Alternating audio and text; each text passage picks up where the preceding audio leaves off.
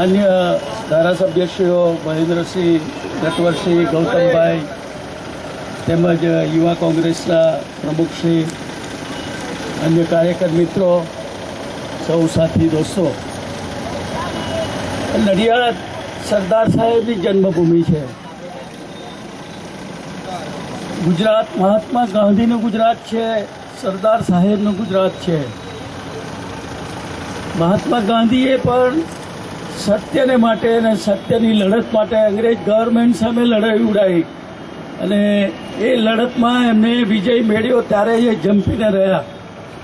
એ જ આદેશ ઉપર આ સદભાવના યાત્રા હકીકતમાં સત્યની યાત્રા છે અને સત્ય હકીકતો શું છે એ સત્ય હકીકતો લોકો સુધી પહોંચે એ પહોંચાડવા માટેનો આ પ્રયત્ન છે. અને આજે સરદાર સાહેબની પ્રતિમાની નીચે ઊભા રહીને આ નડિયાદના યુવાનો પ્રતિજ્ઞા કરે છે કે આ જૂઠાઓને, આ જૂઠાણાઓ ફેલાવનારાઓને ઉગાડા પાડીને જ રહેશે ને જમશે નહીં ત્યાં સુધી. એટલે આ સદભાવના યાત્રા હકીકતમાં સત્યની વાતોને સમજવા માટેની, સત્યની વાતોને લોકો સુધી પહોંચાડવા માટેની યાત્રા છે. અને એમાં સૌ નાગરિકોને અને ખાસ કરીને મારા યુવાન દોસ્તોને કહું છું કે જ્યારે ગુજરાતમાં બેઠેલા, સત્તા ઉપર બેઠેલા લોકો જ્યારે જૂઠાણાઓ ફેલાઈ રહ્યા છે, ગુજરાતની પ્રજાને તો જૂઠાણાઓની દિશામાં લઈ જાય છે, પણ હવે સમગ્ર દેશને જૂઠાણાઓ પાછળ લઈ જવાનો જ્યારે વિચાર લઈને નીકળ્યા છે ત્યારે આપણે સૌએ કટિબદ્ધ બનવું પડશે અને કટિબદ્ધ બનીને સાચી હકીકતો શું છે એ સમજવા માટે પ્રયત્ન કરવો પડશે. ખેડૂતોની વાતો કરનારને અમે પ્રશ્ન પૂછીએ છીએ કે ખેડૂતોના દેવા નાબૂદીનો પ્રશ્ન તમે ઉકેલ્યો? 71,000 કરોડ રૂપિયાના દેવા નાબૂદીનો પ્રશ્ન એ યુપીએ સરકારે ઉકેલ્યો છે, એમને ઉકેલ્યો નથી. આજે પણ ખેડૂતોને ધિરાણ મળે છે 3.5% વ્યાજે, એ યુપીએ સરકારની પોલિસીને કારણે મળે છે, એમને કારણે મળતા નથી. આજે જે ખેડૂતોને ખાતરની મુશ્કેલી પડે છે એનું પૂરું કરવાનું કામ એ યુપીએ સરકાર કરે છે, એવા એ કરતા નથી. એમને તો નર્મદાનો પ્રશ્ન પણ હાથ ઉપર લઈને કેન્દ્રનો વાંક કાઢીને નર્મદા યોજના પૂરી કરતા નથી. કેન્દ્ર સરકારે 5,000 કરોડ રૂપિયા એમને કેનાલોને આગળ વધારવા માટે મંજૂર કર્યા છે. એ મંજૂર કરેલા પૈસાઓ પણ નહીં કરવા અને ફક્ત શહેરોને પાણી આપીને બતાવવાનું કે અમે નર્મદા લઈ આવ્યા, પણ નર્મદા હકીકતમાં પહોંચાડવાની જરૂર, એ ખેડૂતોના ખેતર સુધી પહોંચાડવાની જરૂર છે ને એ કામ કરવાની જરૂર છે. હવે તો સૌને નવાઈ લાગે છે કે સરદાર સાહેબને ગુજરી ગયે 63 વર્ષ થઈ ગયા. હું છેલ્લા 45 વર્ષથી હું તો ત્યાં જ મોટો થયો છું, એ જન્મ્યા છે એ ભૂમિમાં મોટો થયો છું. આપણે એમને એક જ પ્રશ્ન પૂછીએ કે 63 વર્ષમાં તમને સરદાર સાહેબ આજ સુધી કેમ યાદ ના આવ્યા? આજે એકદમ અચાનક જ તમને યાદ આવી ગયા અને યુનિટીને નામે, સરદારને સાહેબને નામે વાતો કરીને લોકોને ગુમરાહ કરવાની વાતો કરનારને હું તો એટલું પૂછું છું કે તમે 63 વર્ષે દેશે ગામમાં આવ્યા હતા, ફરીથી આવજો. એ ફરી નથી આવવાના એ મને ખબર છે. ઇલેક્શનના સ્ટન્ટો કરીને લોકોને ગેરમાર્ગે દોરીને સરદાર સાહેબને નામે યુનિટીની વાત કરીને અમે 2500 કરોડ રૂપિયાનું સરદાર સાહેબનું સ્થાન બનાવીશું. હું એમને પૂછું છું કે શાહીબાગમાં દિનશા પટેલ જે ટ્રસ્ટના અધ્યક્ષ છે, એ ટ્રસ્ટને તમે કેટલા પૈસા આપ્યા? એ ટ્રસ્ટને કહેલા પૈસા પણ નથી આપ્યા. 10 વર્ષ પહેલા કેશુભાઈ સાહેબે 1,60,00,000 રૂપિયા આપવાની વાત કરેલી, એમાંથી ફક્ત 60 લાખ રૂપિયા તે બી કોર્પસ ફંડ તરીકે આપ્યા. તમે વાપરી ના શકો, ફક્ત ઇન્ટરેસ્ટ વાપરી શકો. ત્યાર પછી મેં એને 3 વખત અત્યારના બેઠેલા મુખ્યમંત્રીશ્રીને કહ્યું કે તમે મદદ કરો, પણ એમને કરી નથી. કેન્દ્ર સરકારે 17 કરોડ રૂપિયાની મદદ કરીને શાહીબાગનું મ્યુઝિયમ બનાવવામાં આવ્યું છે. કરમસદને પણ 3 કરોડ રૂપિયા આપ્યા છે.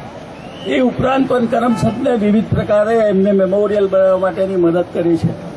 ત્યારે સરદાર સાહેબને નામે આજે જે યુનિટી અને જે સ્ટેચ્યુ બનાવવાની વાત કરે છે ને એના માટે લોખંડ ઉઘરાવવાની વાત કરે છે. મેં એમને પહેલે દિવસે કહ્યું હતું કે સ્ટેચ્યુ લોખંડનું ના બને, સ્ટેચ્યુ પંચધાતુનું બને. એમાં 5 ધાતુઓ વપરાય અને ખાસ કરીને વિવિધ પ્રકારનું તાંબુ, જસત, શીશુ અને એ વસ્તુઓ વપરાતી હોય છે અને એનું સ્ટેચ્યુ બનતું હોય છે, નહીં કે લોખંડનું સ્ટેચ્યુ. એટલે તમારે લોખંડનું સ્ટેચ્યુ બનાવવું હોય તો તમે કરોડો રૂપિયા નહીં, અબજો રૂપિયા ટાટા સાહેબને મદદ કરી છે. મફતમાં તમે જમીન આપી દીધી છે. તો સ્ટેચ્યુ માટેનું સ્ટીલ તમને ટાટાવાળાને ફોન કરો તો ના આપી દે? પણ એ વાત નથી કરવી અને લોકોને ગુમરાહ કરીને કોઈને કંઈક પાવડો હાલ લે, કોઈને કંઈક તબેત હાલ લે, કોઈને કંઈક ધાર્યું હાલ લે. કોઈ એ લોખંડ કોઈ દિવસ કામમાં આવે નહીં. એ લોખંડને પણ ફરી રિફાઇન કરવું પડે. રિફાઇન કરવામાં જે લોખંડ મળ્યું છે એના કરતાં પણ વધારે ખર્ચો થઈ જાય. એને ઉઘરાઈને ભેગું કરવામાં પણ જે પૈસા અત્યારે ખર્ચે એના કરતાં પણ ડબલ પૈસા ખર્ચવા પડે. એટલે લોકોને જૂઠા માર્ગે દોરીને, ગેરમાર્ગે દોરીને, કોઈ પણ જાતની માહિતી આપ્યા સિવાય અને પેલી જે વાત છે ને હું કરું એ જ અજ્ઞાનતા સકટનો ભાર જેમ સ્વાલતા. આ તો એમ જ કહે છે હું જ બધું કરું છું, બીજા કોઈએ કશું કર્યું જ નથી. હું પૂછું છું આ સ્ટેચ્યુ 10 વર્ષ પછી રખાયું? એ તો વર્ષોથી રખેલું છે. અનેક લોકોએ મહેનત કરી ત્યારે રાખ્યું છે. આ શહેરની દશા જોઈ લો તમે. છેલ્લા આ 5 વર્ષમાં શહેરની શું દશા થઈ એ જોઈ લો તમે. તમારે નડિયાદના નાગરિકોએ વિચારવાનું છે કે આ શહેરની દશા શું થઈ. ઇલેક્શન આવ્યું ત્યારે રસ્તા બનાવ્યા અને 1 મહિના પછી ફરી ખોદવાના શરૂ કર્યા. આજે શું પરિસ્થિતિ છે? લોકો સામાન્ય સ્કૂટર કે રિક્ષાવાળો કે ઘરડો માણસ તો ફરી શકે નહીં એવી પરિસ્થિતિ છે. ઘરડા માણસની છોડી દો ને, દિનશા પટેલ નહીં ફરી શકતો. આ પરિસ્થિતિ એમને ઊભી કરી દીધી છે ને વાતો કરે છે 8 કરોડ લાયેલા. કોને આપ્યા? પાણીની યોજના લાવી, પૈસા કોને આપ્યા? કેન્દ્ર સરકારના પૈસા એ લેર કરનારા માણસોને સત્ય હકીકતો લોકો સુધી પહોંચાડવા માટે આ સદભાવના અને સત્ય યાત્રાનું આયોજન કર્યું છે. કોંગ્રેસના પ્રમુખશ્રીને હું તો ધન્યવાદ આપું છું કે લોકો સુધી સાચી વાત પહોંચે એ માટેના તમે પ્રયત્નો કર્યા છે. અને નડિયાદ અને ખેડા જિલ્લાએ પણ એ માટે સત્ય હકીકતને પહોંચાડવા માટે મારા યુવાન દોસ્તોએ મોટરસાયકલ ઉપર બેસીને કોંગ્રેસનું નારો ગૂંજતો કરવાનો જે પ્રયત્ન કર્યો છે એ માટે પણ મારા યુવા દોસ્તોને ખાસ કરીને અભિનંદન આપું છું. સાથે સાથે મારા ધારાસભ્ય શું ભાઈ શ્રી મહેન્દ્રસિંહ, ભાઈ શ્રી નટવરસિંહ, ભાઈ શ્રી ગૌતમભાઈ તેમજ અમારા શ્રી આઝાદને પણ હું ખૂબ ખૂબ ધન્યવાદ આપું છું કે તમે યુવા દોસ્તોને તૈયાર કરીને સત્ય હકીકતો અને સાચી વાતો શું છે એ લોકો સુધી પહોંચાડવા માટેનો પ્રયત્ન કરો છો. એટલે ગુજરાતનું નામ આપણે રોશન કરવું છે, પણ સત્યની દિશા તરફનું નામ રોશન કરવું છે, નહીં કે જૂઠાણાઓ ફેલાવીને. ગુજરાતની બહાર જઈને પણ જૂઠાણાઓ બોલીને જે એમ કહેવામાં આવે કે મેં ગુજરાતનો બહુ મોટો વિકાસ કરી દીધો. એટલે ગામડામાં તો જાઓ, આ મામલતદાર ઓફિસમાં તો જાઓ, તલાટી પાસે તો જાઓ, કલેક્ટર ઓફિસ કે પોલીસમાં તો જાઓ. કોનું કામ એમને એમ થઈ જાય છે એવું મને એક માણસ બતાવે તો દિનશા પટેલે જે કોઈ છોડી દેવાની તૈયારી છે. એટલે આ પરિસ્થિતિ હોય ને એટલા મોટા પાયા પર જ્યારે ભ્રષ્ટાચાર ચાલતો હોય ત્યારે ભ્રષ્ટાચારને ખુલ્લો પાડવો એ પણ અમારી ફરજ છે. અને એ ભ્રષ્ટાચાર હકીકતમાં ખુલ્લો પાડીને જ જંપીશું અને કોંગ્રેસનો વિજય જ્વલંત 2014ના ઇલેક્શનમાં કરવા માટેનો પ્રયત્ન કરીશું એવી શ્રદ્ધા સાથે ફરીથી મારા સૌ કાર્યકર મિત્રોને ખૂબ ખૂબ ધન્યવાદ અને આભાર.